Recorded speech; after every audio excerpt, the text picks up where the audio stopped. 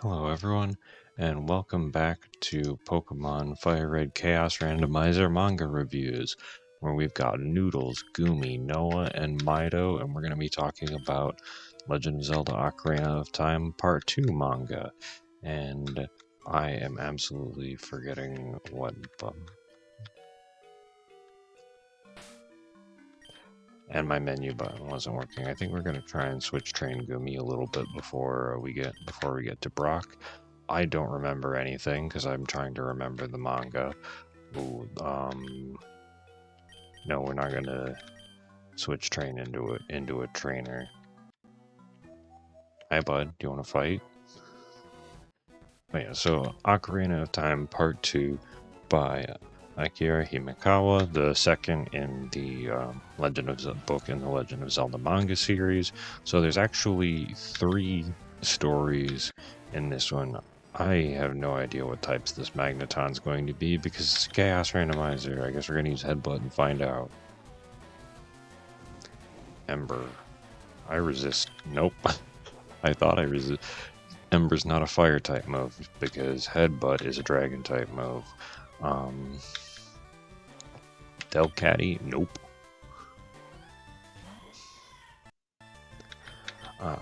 So there are 3 stories in this.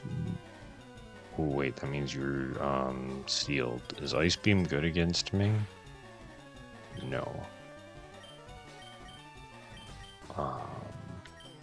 We're just gonna use Headbutt again because that did enough damage. Because I know Water Spout's power gets reduced with my relative to max health percentage, even if it is technically going to be super effective. So there are 3 stories. There's the second part of Ocarina of Time. There is a 2-chapter aside for a Skull Kid interlude, and then there's another one called Roru of the Watara, which I think I even forgot some amounts of R's in that one. And that was just a one chapter aside. So I'll be talking about all of those ones, and we are absolutely going to use our 1 potion.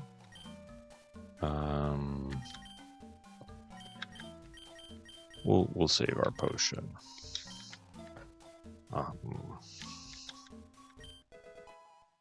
Ooh, lemonade. That's a good random item to find. There's probably more useful things to find, but a healing item is good. I don't feel like fighting that guy right now because I'm running out of Headbutt power points, and there's still at least 1 trainer battle left.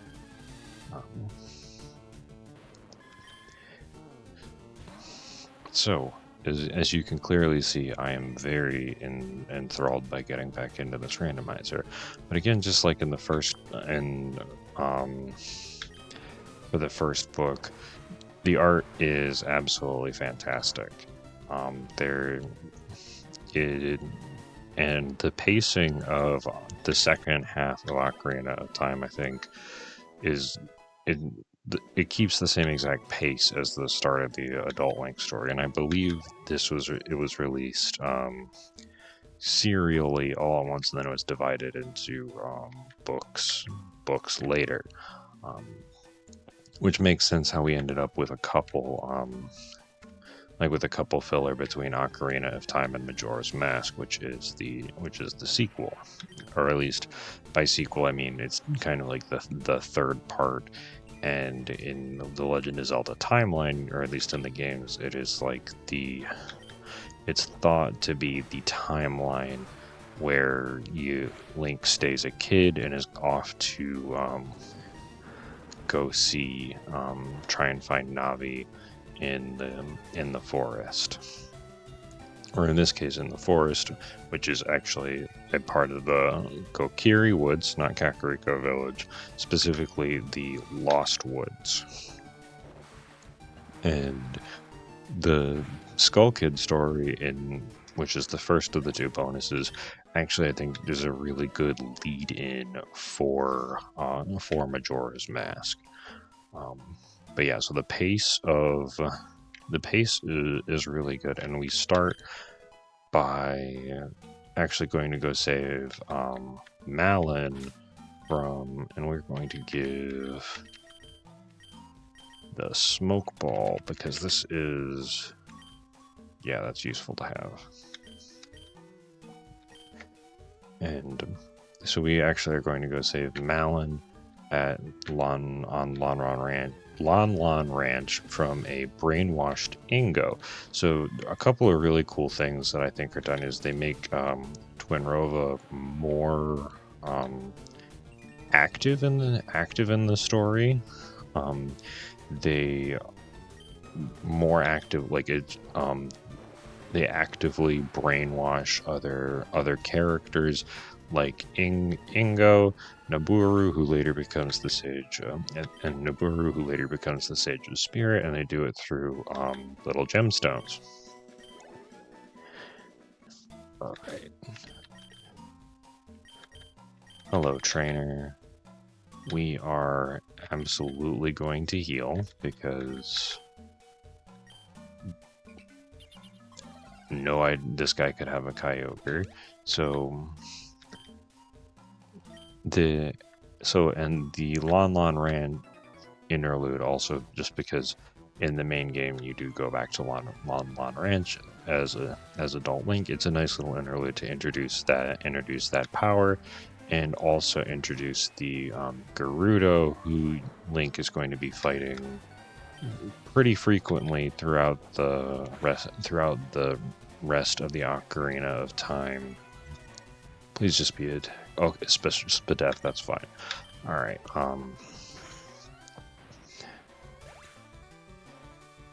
yeah, so it introduces all of them very well, as well as the Twinrova mind control magic, and also we get some more insight into Sheik, who also later revealed to be Zelda.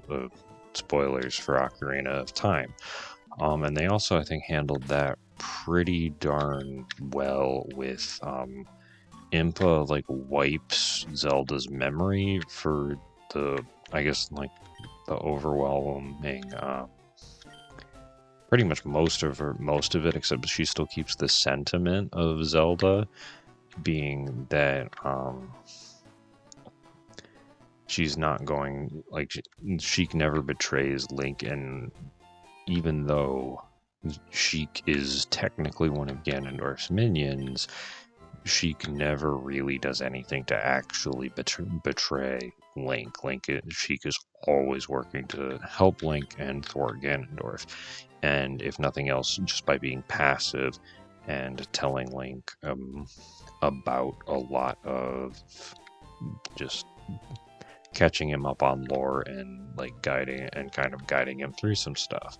Do I have enough money for potions? I do have enough money for potions. Do I have Pokeballs that exist? Okay. Well, we'll see. I should get a couple potions. Well, I guess we're going to get a singular potion, because that's how much money I have currently, and then we'll get 3 Pokeballs because that maximally uses my money. Right.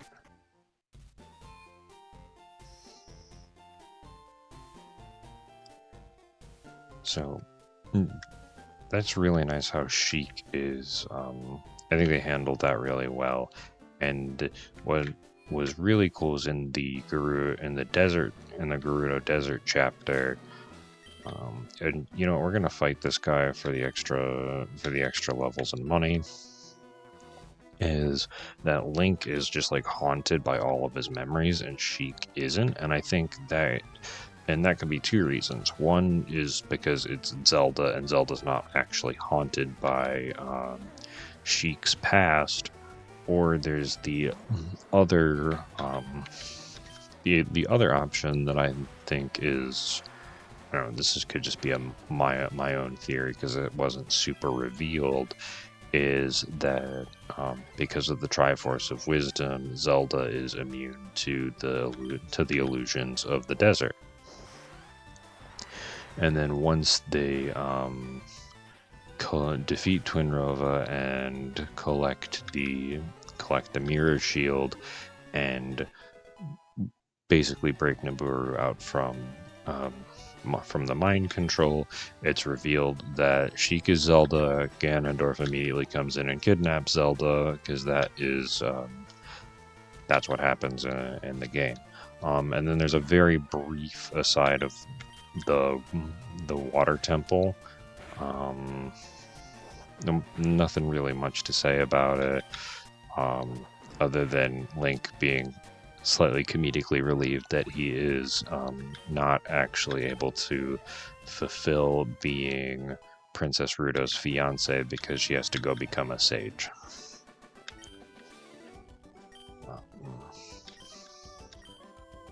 Yay, we have another Pokeball's worth of items. Hi Brock, we're gonna save because I don't have it. Yeah, so I really like the continuation, and then the fight with Ganondorf is done quite well, and they keep with the theme that because Link is just always been like a small kid, that Ganondorf is constantly underestimating him throughout the entire story, and then that ultimately becomes his defeat, is that they have the same. Oh, Brock has the level boost. That's why I'm just like, why is its Cascoon level 15? Yeah, flinching. But that being kept throughout the story is nice. The fight is very similar to the games in that Link, the dark energy prevents Navi from being able to help Link fight Ganondorf in his human phase of the boss battle, and then afterwards, when the tower collapses, he becomes a giant monster. Ooh, that might hurt.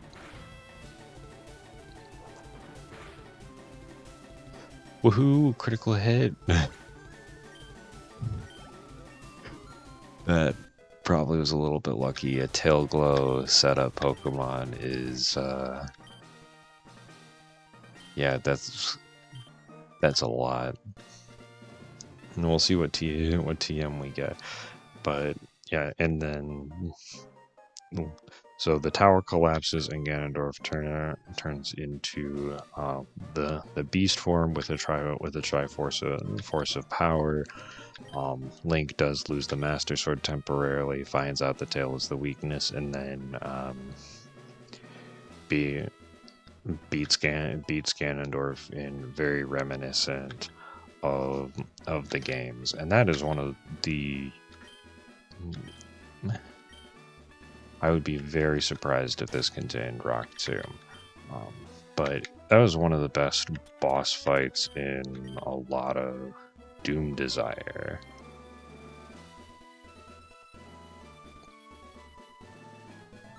Okay, so it's water type future sight. Okay.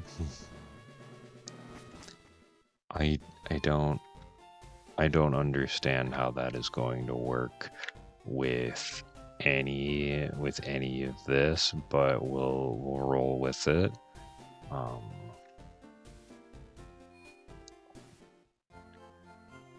Yeah, and I was saying the music, the feel of the fight, losing the Master Sword, and either having to use the Big Goron Sword, the Megaton Hammer, or a Deku Stick if you're speedrunning to defeat Ganon in that fight is really cool. Hello, person who's going to give me the running shoes and to help out. And then Zelda very reluctantly sends Link back to the past to continue the story.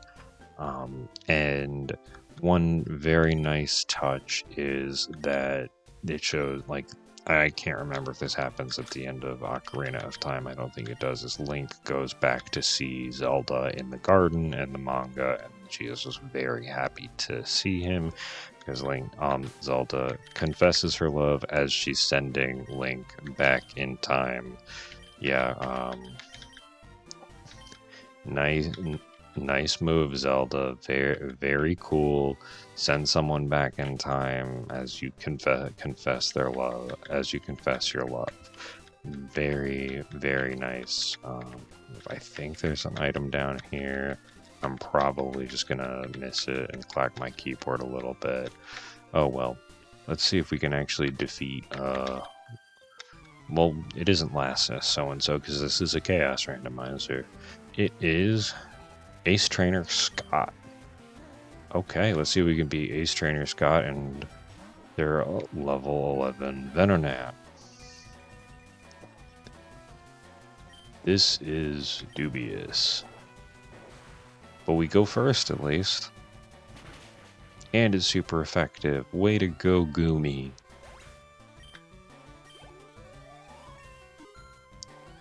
Are we going to learn any moves? No, but we are faster now. But yeah, so that ending of the two of them getting reunited is a nice touch. Though I have no idea whether or not it's actually consistent with the start of Majora's Mask, because I'm going to read that one next.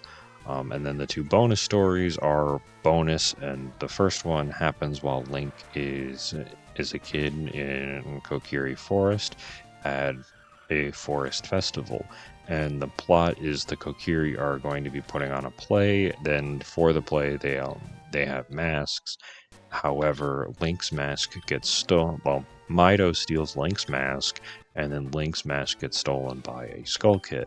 And why I think this is a really good lead up to Majora's Mask is in this story, they talk about how the Skull Kids come about, and that's that children lost in the forest become skull kids, and they basically lose their normal face, then they become those guys. And then there's also another evil tree called the Baga tree that is in charge of the monsters in the forest.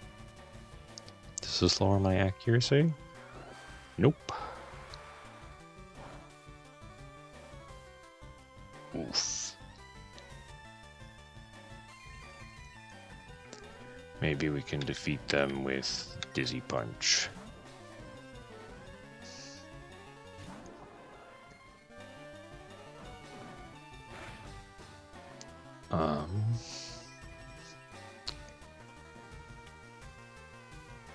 I don't know what the Switch AI actually means, so I'm gonna just bring Noodles in and we're gonna see what happens. Sacred Fire is... Oh, I can't get burned because, actually I might not have been able to get burned anyway. But Sacred... Ooh, Parasect's a dragon. Nice.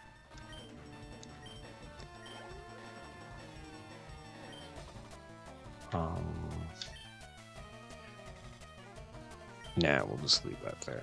So that bit of lead up of, and especially because Link is a Hylian and not one of the Kokiri, that he is very potentially susceptible to becoming a Skull Kid if he gets lost in the woods. And this is before Link has Navi. So yeah. And so pretty much as the plot goes, the Skull Kid is getting... The Baga tree has effectively a smaller bug than Goma, infecting it, causing it to cause some of the monsters to go crazy. Yeah, like the Skull Kid, and causing him to attack Link when Link was otherwise very, very friendly to him. And just seeing the dynamic of the forest, especially leading up to eventually what is in Majora's Mask, the fall into the giant pit all the way to Termina, is really nice.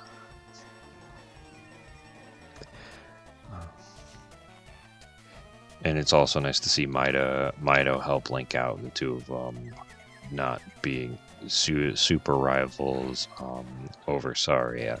So that's also a nice. It's a nice touch. There's just a lot of. I really like the flavor and tone of that short story, and then Roru of the Watra, who I'm probably, again, there's like I forget how many ARARARAs there are, but it is a lot. That one's a bit more of just a coming of age story, of very similar to Komali, the Rito prince in Wind Waker. Again, art's good.